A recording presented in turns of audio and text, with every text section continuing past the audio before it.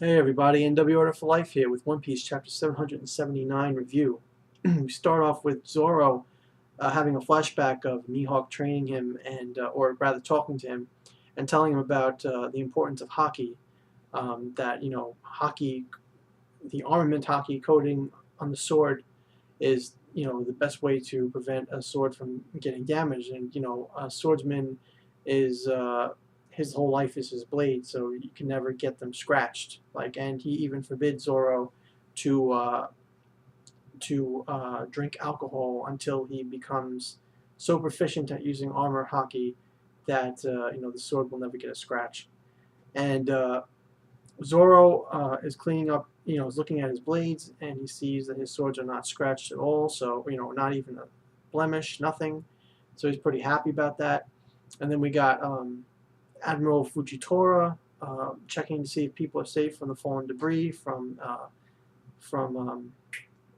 what's his name again? I forgot his name. Rock dude, Pika. And then we have Bartholomew foaming at the mouth because he's in shock that Zoro is so amazing, and we have pirates praising Zoro being just under Luffy, and so that's all pretty cool. And then we have a scene where Trebble talks about not worrying about anything because the factory is blown up. We see the factory get blown up by the Tontattas, and Trebble's like, oh, it's not a big deal because we've got Mansherry. She'll resurrect the factory, or restore the factory. I think it is, and bring back our allies or whatever. And I guess he doesn't know that Mansherry has been taken. And then is this a confirmation that Mansherry can actually bring back inanimate objects and restore them? Maybe that's what that is, and so we know that means the heal fruit isn't just limited to healing, injuries. So that's pretty cool. And then we also see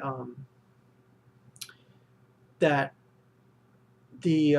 Mansherry is talking to Kyros, and she's offering to heal his wounds, and Kyros is basically saying no. There's a lot more people that need it besides me. I don't want you to exhaust your power. And then we see Sabo's teammate.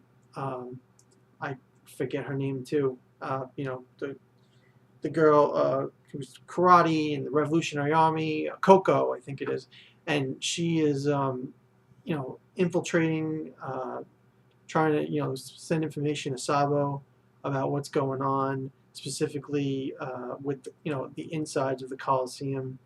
Relaying to him information, and Sabo is making his move.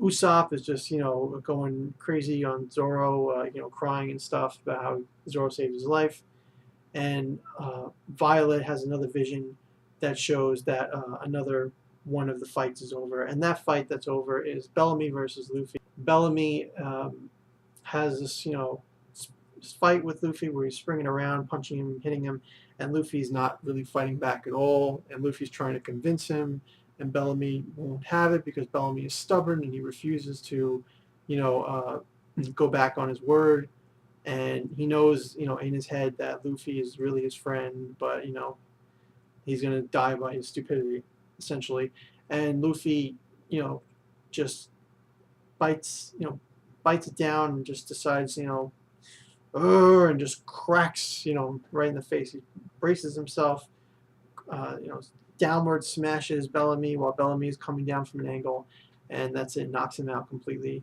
Luffy's really upset. He wants to kill Doflamingo, and Doflamingo is talking to what appears to be a dead Law on the floor, and he's asking the Law how will Luffy react when he sees your lifeless corpse. And that is the end of the chapter, and I thought the chapter was okay. It was, not much. I mean, you can say Bellamy and Luffy was action, but it wasn't really a fight as well as it was just Luffy taking a beating, trying not to hurt his friend Bellamy, feeling bad for Bellamy, and other than that, it was mostly bragging about Zoro and a nice flashback with Zoro. So the plot was not really progressed, but there was character development with Zoro's background, training, and also Kyros showing he, a manly, virtuous man that will refuse healing if it means troubling the girl, especially when she can use her powers to help people that are far more injured than he is, and just the Luffy and Bellamy again, just there wasn't character development there, but there was a sense of urgency that Luffy wants to kill Doflamingo, and Doflamingo has that surprise twist at the end about what happened to Law. Is Law really dead?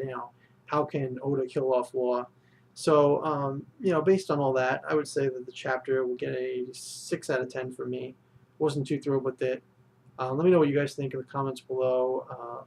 Please rate this video and subscribe for more videos in the future. Thank you and have a nice night.